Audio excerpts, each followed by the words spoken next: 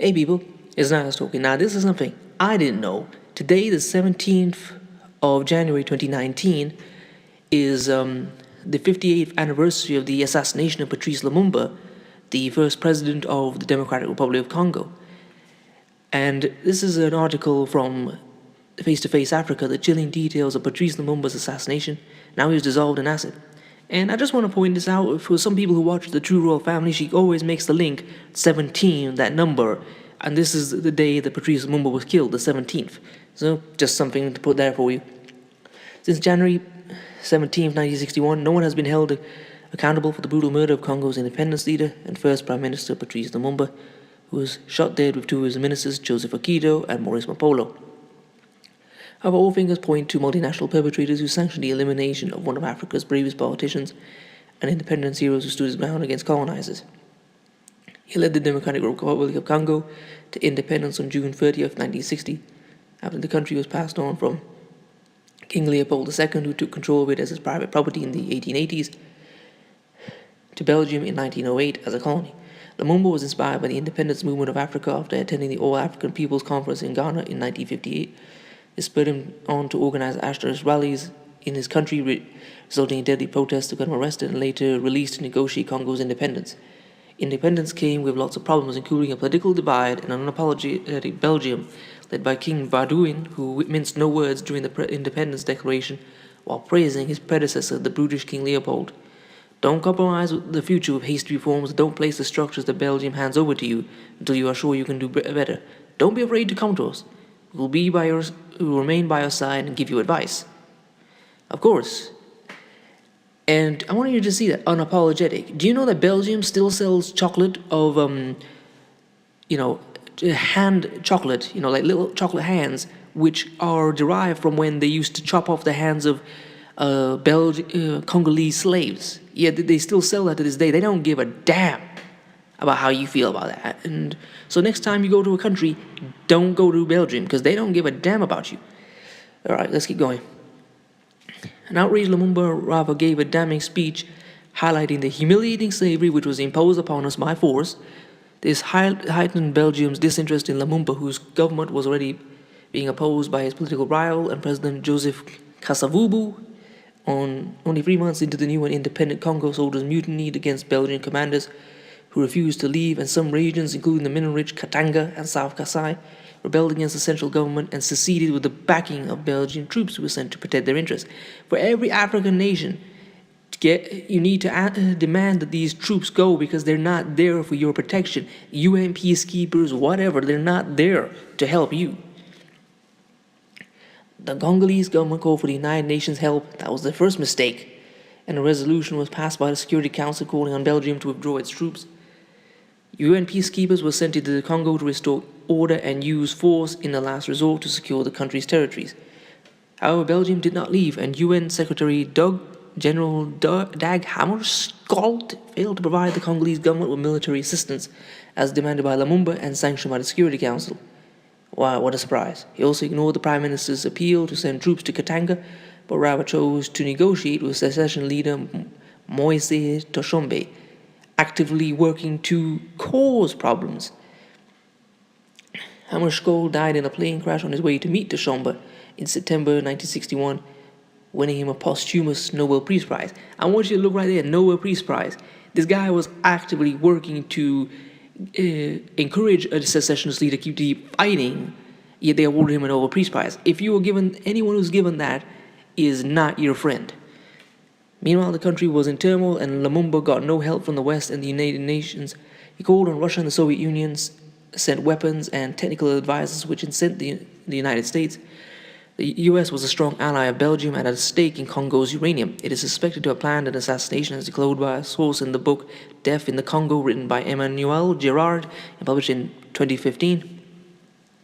US President Dwight Eisenhower was reported to have given the order without any discussion.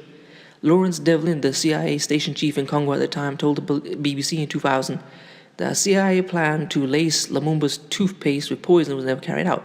Poison toothpaste, fluoride in the toothpaste. Oh, and they just recycled the idea out to the public.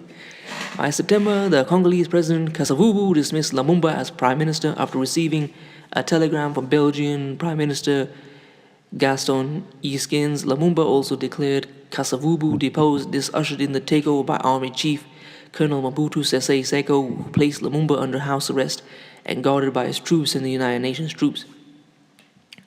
Lumumba escaped in late November with his wife and baby son in the back of a car, leaving his residence. They headed towards the east, where he had loyal followers in Kisangani, then Stanleyville. He engaged villagers on his way, and on the evening of December 2nd, as they waited for a ferry to cross the Sankuru River, Mobutu's forces appeared. He was captured, and another plea to the United Nations to save him fell on deaf ears. He was flown to Leopoldville, now Kinshasa, where he was humiliated in public at the presence of journalists, UN officials, and his wife, Pauline. Mobutu ordered his detention at a military prison in Faisville, 100 miles from Leopoldville.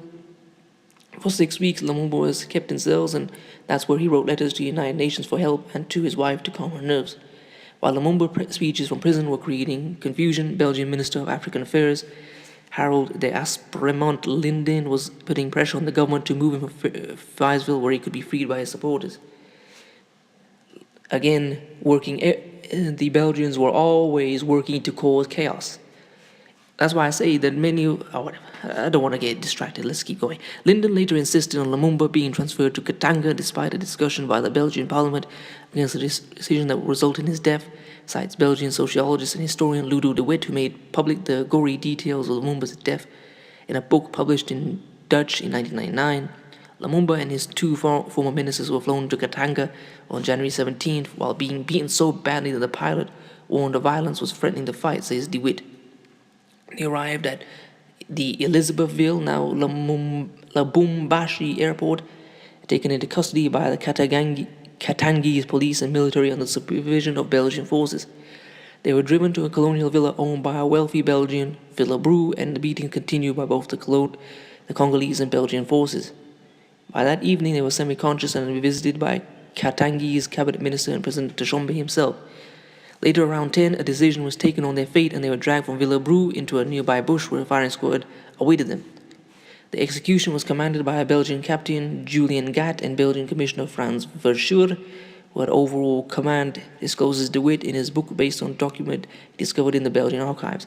They were shot separately by a big tree as President Tshombe and two of his cabinet ministers looked on. Their bodies were quickly thrown into shallow graves. To conceal their crimes, the next morning of January 18th, the Interior Minister Godfried Monongo called a senior Belgian policeman, Gerard Soete, to his office and ordered the bodies disappeared. You destroy them, you make them disappear. How you do it doesn't interest me.